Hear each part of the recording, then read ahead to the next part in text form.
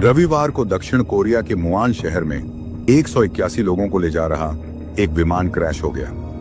बताया जा रहा है कि विमान रनवे की बाट से टकरा गया, जिसके बाद एक तेज विस्फोट हुआ और विमान में आग लग गई। मिली जानकारी के अनुसार पहले इस हादसे में मृतकों की संख्या 85 बताई जा रही थी, लेकिन अब इस भयानक विमान हादसे में मृतकों की संख्या बढ़ती नजर आ रही है।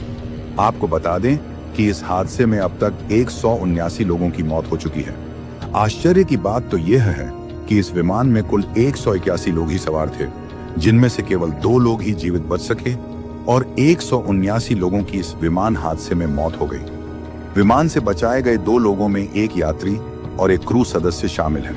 इन तस्वीरों से आप अंदाजा लगा सकते हैं कि यह हादसा कितना दिल दहला देने वाला था। सवाल यह उठता है कि यह भयानक विमान हादसा हुआ कैसे। आपको बता दें कि इस मामले में स्थानीय फायर ब्रिगेड ने कहा कि जेजू विमान हादसा पक्षी के टकराने और खराब मौसम की वजह से हुआ है। हादसा एक प्रेस ब्रीफिंग के दौरान हुआ।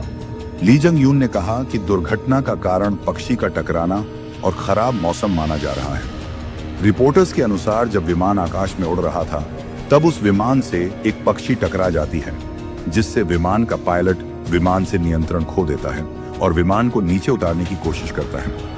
लेकिन विमान को एयरपोर्ट पर उतारने के दौरान विमान की रफ्तार कम ही नहीं हुई, जिसके कारण विमान एयरपोर्ट के अंतिम सिरे पर लगे बड़े से गेट से जाकर टकरा गया, जिससे एक बड़ा विस्फोट होता है और विमान में आग लग जाती है।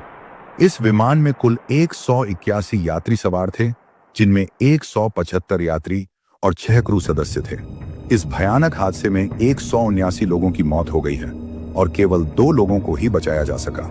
स्थानीय फायर ब्रिगेड ने 2 यात्रियों को बचाया और बाकी की तलाश जारी है। राष्ट्रीय अग्निशमन एजेंसी ने कहा कि दुर्घटना के बाद लगी आग अब बुझा दी गई है और राहत और बचाव कार्य जारी है। ध्यान देने वाली बात यह है कि यह हादसा ऐसे समय में हुआ है जब दक्षिण कोरिया बड़े राजनीतिक संकट से जूझ रहा था। यह संकट राष्ट्रपति यून सुंग योंग द्वारा मार्शल लॉ लगाने और उसके बाद उनके खिलाफ महाभियोग के चलते शुरू हुआ। पिछले शुक्रवार को दक्षिण कोरियाई सांसदों ने कार्यवाहक राष्ट्रपति हान डेगू को महाभियोग के लिए मतदान किया। महाभियोग प्रस्ताव पारित हो गया और उनकी जिम्मेदारियां निलंबित कर दी गई हैं। इसके साथ ही यह खबर है कि अब उप प्रधानमंत्री और वित्त मंत्री चोई संगनाम को कार्यभार संभालने का मौका दिया गया है। दोस्तों, मिली जानकारी के अनुसार इस खबर में इतना ही। इस भयानक विमान हादसे की पूरी जानकारी देते रहेंगे आपको।